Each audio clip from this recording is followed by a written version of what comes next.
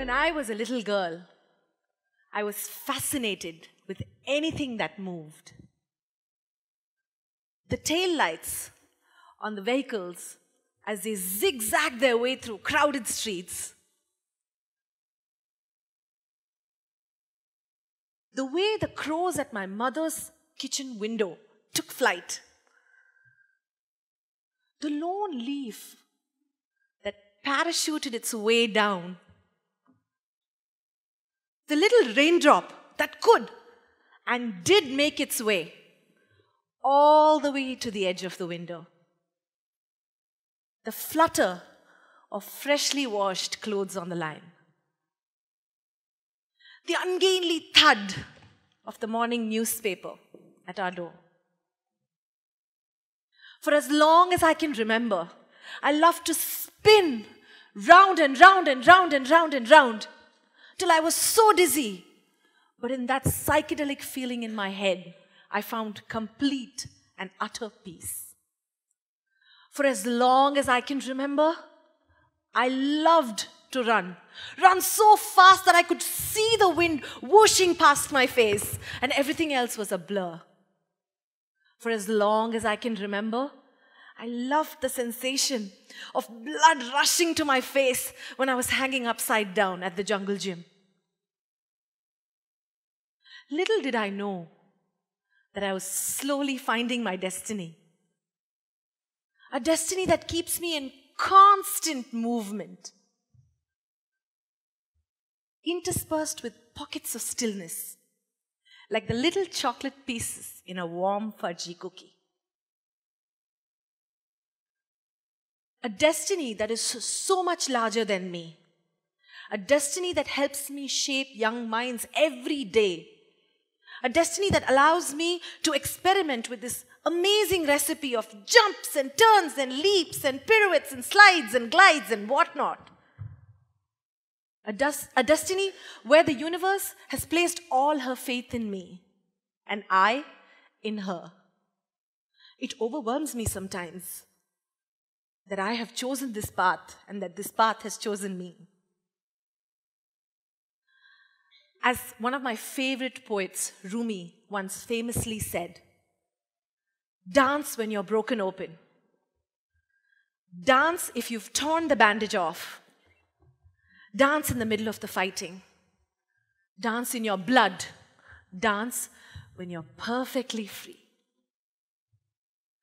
This quote sums up my journey with, in, and through dance. It's very difficult for me to describe myself without the word dance in my life. I know the current trend is to say, no, we don't want to know what you do. We want to know who you are as a person. But my response to that would be, this is who I am. I dance. I dance when I'm angry. I dance when I'm sad. I dance when I'm conflicted, when I'm confused. I dance when I have to crisis manage and find a solution. I dance when I'm stone cold sober, and I dance when I'm drunk on 3 large whiskeys. I dance all the time. I move all the time. It was very hard for me to get myself to control my movements even today. But you know, this doesn't make me very unique. I'm like every other toddler or baby in the world today. If we closely observe babies and little children, we see that they are dancing all the time. They're moving all the time. Their little pudgy fists moving up and down, their feet stomping on the ground all the time, turning, twirling, falling, jumping. I like to think of myself as the baby that never grew up. You know, starting a dance company after 13 years in dance, in professional dance, when you have a purely artistic brain, is both a fantastically great idea and a phenomenally bad one. Because I was now responsible for every young girl that wanted to come and learn from me and perform with my company. I was responsible for her physical, mental, and emotional well-being. And at the same time, I had to take care of myself and my needs. Because what I do is not just teach dance, it's also to use dance in life. How do we use dance to crisis manage? How do we use dance to find solutions? How do we use dance to calm ourselves down? How do we use dance to celebrate? And at the same time, I had to teach myself management, finance, set design, costume design, production, technical know-how, publicity, marketing, branding, and the list goes on. Because we are all, as choreographers, we have to be all in all Aragarajas. But for me, the reward comes when I'm in that studio, in that space, creating new work, creating new stories to put on stage.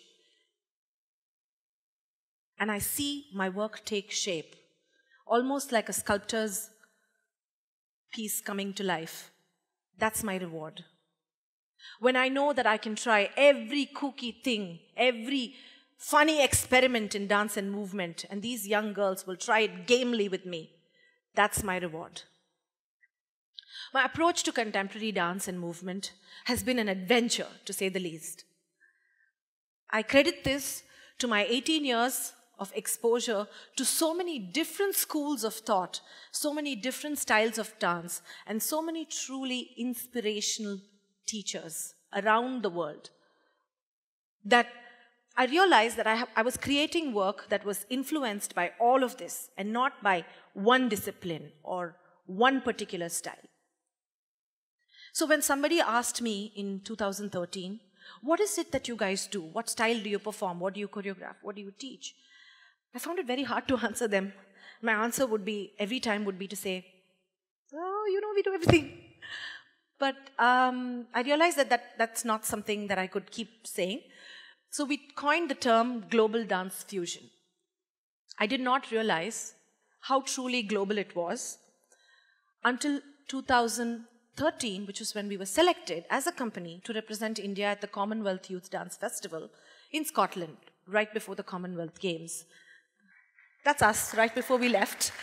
And these are some images from the performance itself. We performed to a standing ovation, 14 young women. All of them who've never traveled abroad for dance. They have traveled abroad with family, but never traveled abroad for dance, experiencing a 4-day festival with 400 young dancers from around the world, from countries like Malta, New Zealand, learning all kinds of styles. It was a truly enriching experience, not just for me as a teacher and as a choreographer, but for the dancers as well. And that was one of the biggest milestones for us as a company.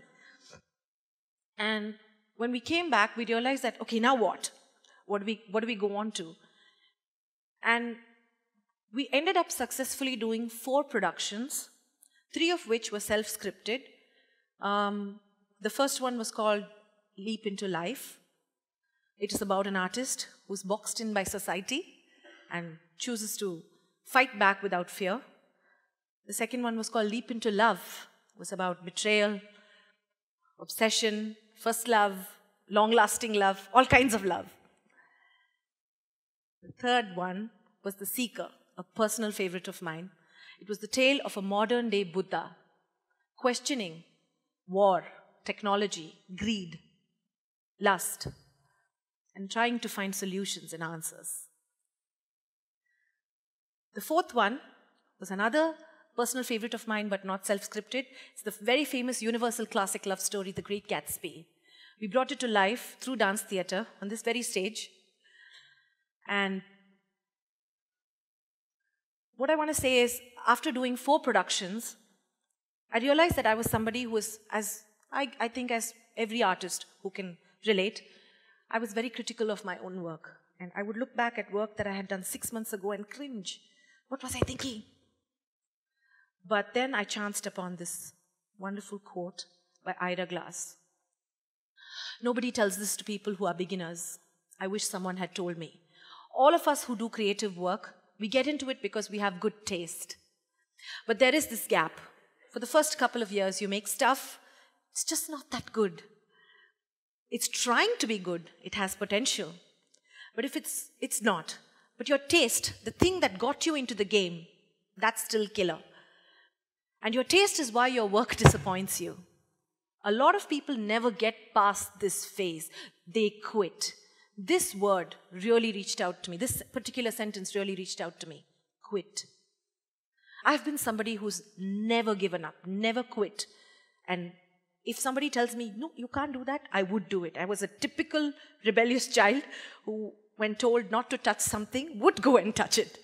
So I think what we do as adults, as grown-ups, is we tamp down that curiosity.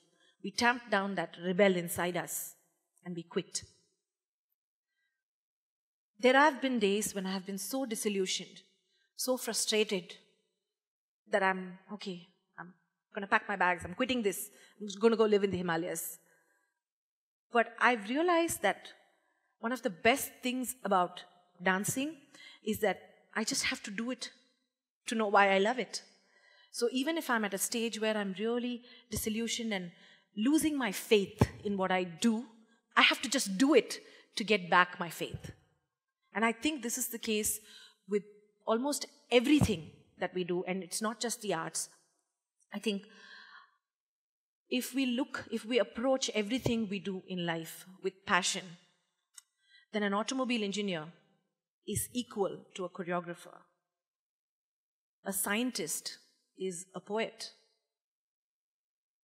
And an engineer could be equal to a sculptor. The comparisons can be constantly made. I think the problem with us is our approach, that we look at things as studies, jobs, obligations, duties. When we approach life with joyous abandon and completely no boundaries, because the only boundaries you have are the ones you give yourself. There are no visible, tangible lines or boxes around us. So these are all these boundaries and boxes are the ones that we give ourselves or that society gives us. When we break past that conditioning, when we fight past that invisible line that we have told ourselves that we cannot cross, is when magic happens. Before I go, I'd like to invite the lovely dancers from my company to present something that we've done in the dirty contemporary style. It's a Bollywood number, but the choreography is fused with street jazz elements and contemporary styling. We want to leave you happy, joyous, and in the mood to dance. And we want to wake you up a little bit after your lunch. Are we ready?